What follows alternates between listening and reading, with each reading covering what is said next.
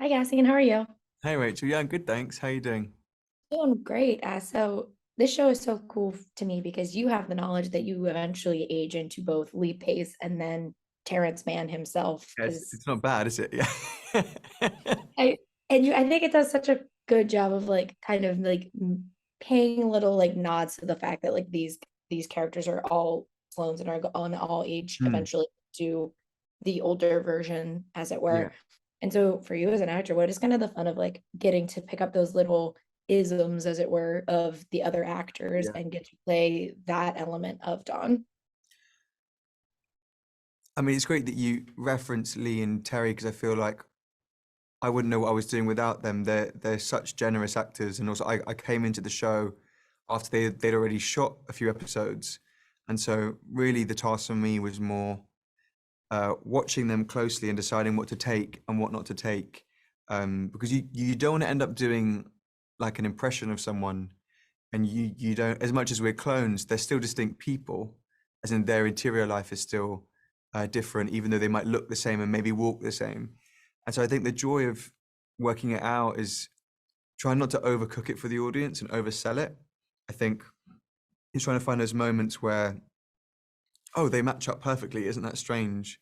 In a way that, you and I, if we went out for dinner, wouldn't suddenly match up snapping our napkins, but for some reason, me and Lee Pace and Terrence Mann do.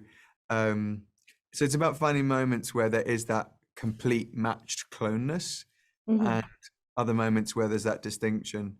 I try and think of it like jazz music. It's like sometimes you play a perfect verse, then other times you'll riff. That's slightly what it feels like, I'd say.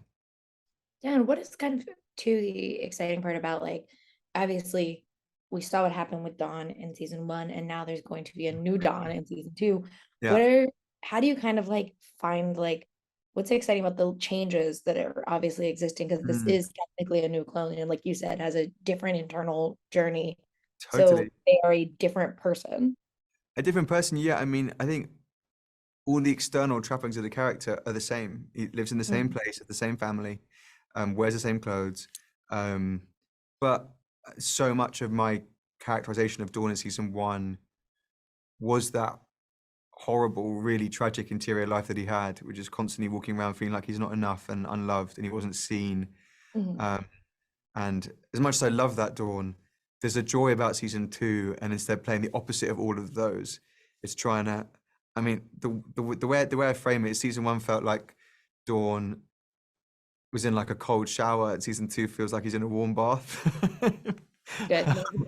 Do you get the distinction? Yeah, it's just way more at ease and relaxed within himself, and as a result, I think is far better at thinking on his feet and far better at working out how he's going to fit within the Cleons.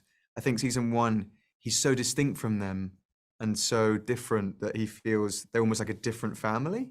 Mhm. Whereas this season, he's definitely one of them, and he's definitely making a beeline for that middle throne.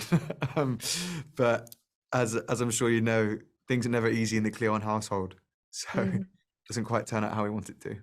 No, I'm so excited for people to get to see season two. And so thank you so much for talking with me today. No, thank you. Have a nice day. Um, See you.